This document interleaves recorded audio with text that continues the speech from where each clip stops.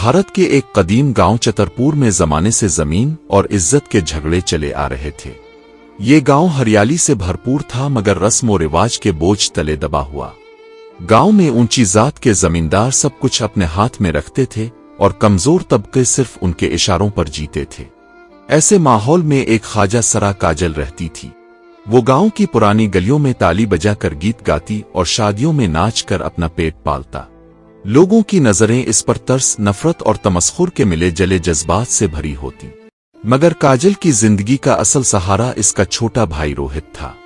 रोहित एक सीधा सादा, मेहनती और नर्म दिल लड़का था। बचपन में ही वालिदैन का साया दोनों के सरों से उठ गया था। काजल ने मां बनकर रोहित को पाला और रोहित ने बहन नहीं बल्कि अपनी घर की इज्जत मानकर काजल को सर का ताज बनाया। गांव वाले काजल को जितना कमतर समझते, रोहित इतना ही अपनी बहन को इज्जत देता। उनका ये रिश्ता गांव की नफरत के बीच एक नायाब पौधे की तरह था जो बार बार कुचला गया मगर फिर भी कायम रहा। चतरपुर गांव का सबसे बड़ा जमींदार भोपी सिंह अपनी ताकत और दौलत की वजह से मशहूर था। वो जमीन पर कब्जे के लिए कमजोरों को धमकाता और अपनी मर्जी के फैसले करवाता।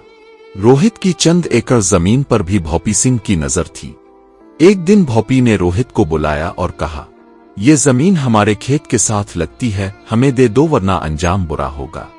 रोहित ने साफ इनकार कर दिया। वो बोला, ये जमीन मेरी मां की निशानी है, चाहे जान चली जाए मैं इसे नहीं बेचूंगा।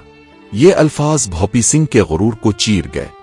चंद दिन बाद रोहित को गांव के किनारे एक सुनसान रास्ते पर बेदर्दी से कत्ल कर दिया गया। इसके जिस्म पर जुल्म के निशान थे और जब काजल को खबर मिली तो उसकी दुनिया अंधेरे में डूब गई। काजल अपने भाई की लाश को गिले लगाकर चीखती रही। इसने पुलिस चौकी पर जाकर फरियाद की मगर पुलिस वालों ने रिपोर्ट दर्ज करने से इनकार कर दिया। वो जानते थे कि भोपी सिंह जैसा ताकतवर आदमी उनके लिए सहारा है। अदालत में जाने पर भी तारीख पर तारीख मिल जाती मगर इंसाफ ना मिला। गांव वाले खामोश तमाशाई थे। कुछ लोग हमदर्दी दिखाते मगर ज्यादातर यही कहते, काजल अब ख्वाजा सरा हो, तेरा कोई हक नहीं। तेरे भाई की जान गई तो क्या हुआ, बड़े लोगों से बदला लेना तेरे बस की बात नहीं। काजल हर रात अपने झोंपड़े में बैठकर भाई की तस्वीर के सामने शमा जलाती और रोते हुए कहती, रोहित तुम फिक्र न करो, मैं तुम्हारा खून रायगा नहीं जाने दूंगी। महीने गुजरते गए। काजल ने भाई की कब्र पर जाकर वदा किया कि वो अपने आंसुओं को ताकत में बदलेगी। वो खामोश रही मगर अंदर ही अंदर आग जल रही थी। गांव के बच्चे भी इसका मजाक उड़ाते, नौजवान तंग करते और जमींदार के लोग अक्सर इसको ताना देते। लेकिन काजल का दिल सख्त होता गया। इसने अपनी कम्युनिटी के बाकी ख्वाजा सराओं से मुलाकातें शुरू की। वो लोग जो शादियों में नाचते थे, सबका दिल दुख से भरा हुआ था क्योंकि वो भी रोजाना जिल्लत सहते थे। काजल ने इन सब को कहा, हमें लोग तमाशा समझते हैं लेकिन अब वक्त है कि उन्हें दिखाया जाए कि हम भी इंसान हैं। अगर हम जुल्म सहते रहेंगे तो ये जुल्म बढ़ता जाएगा। आज मेरे भाई की जान गई है, कल तुम्हारे किसी अपने की जाएगी। इसके अल्फाज आग की तरह फैल गए।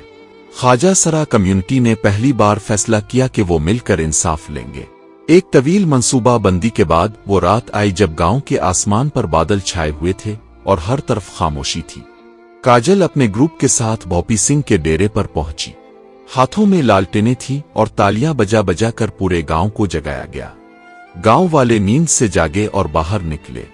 उन्होंने हैरत से देखा कि ख्वाजा सरा, जो हमेशा गीत और रक्स से पहचाने जाते थे, आज हाथों में लाठियां और डंडे लिए खड़े थे।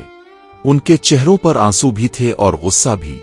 काजल ने भोपी सिंह के दरवाजे पर खड़े होकर बुलंद आवाज में कहा, भोपी सिंह बाहर निकल। आज वो दिन है जब तुम्हें अपने गुनाह का हिसाब देना होगा। तुमने मेरा भाई छीना है, अब मैं तुम्हें सुकून से जीने नहीं दूंगी। भोपी सिंह और उसके आदमी बाहर निकले। पहले उन्होंने हंसकर मजाक उड़ाया मगर जब काजल और उसके साथियों ने डंडों और पत्थरों से हमला किया तो पूरा मंजर बदल गया। गांव वाले दायरे में खड़े तमाशा देख रहे थे। कोई आगे ना बढ़ा क्योंकि सब जानते थे कि ये वो दर्द है जिसे सिर्फ एक मजलूम ही समझ सकता है। काजल ने खुद भोपी सिंह का गिरबान पकड़कर कहा, ये रोहित के खून का हिसाब है। और उसके बाद वो इंसाफ हुआ जो बरसों अदालतों ने ना दिया था। अगले दिन गांव में खबर फैल गई कि भोपी सिंह अब जिंदा नहीं रहा। पुलिस आई, छानबीन हुई मगर किसी ने गवाही नहीं दी। सब ने कहा, हमने कुछ नहीं देखा। काजल अपने झोंपड़े के सामने बैठी थी। इसके आंसू बह रहे थे लेकिन इसके दिल में सुकून था। इसने भाई की कब्र पर जाकर कहा, रोहित तेरा बदला ले लिया, अब आराम करो। इस दिन के बाद गांव के लोग ख्वाजा सरा को हंसी का सामान नहीं समझते थे। वो जान गए कि कमजोर नजर आने वाले इंसान के दिल में जब जुल्म की चिंगारी भड़कती है तो वो पहाड़ से भी टकरा सकता है। ये दास्तान हमें ये सबक देती है कि चाहे कोई कितना ही कमजोर क्यों ना लगे, अगर इससे इसका प्यारा छीन लिया जाए, अगर इस पर जुल्म बढ़ा दिया जाए तो वो भी शेर बन जाता है। मुआशरा जिस ख्वाजा सरा को तमाशा समझता है वो भी गैरत और हौसले से भरपूर इंसान होता है।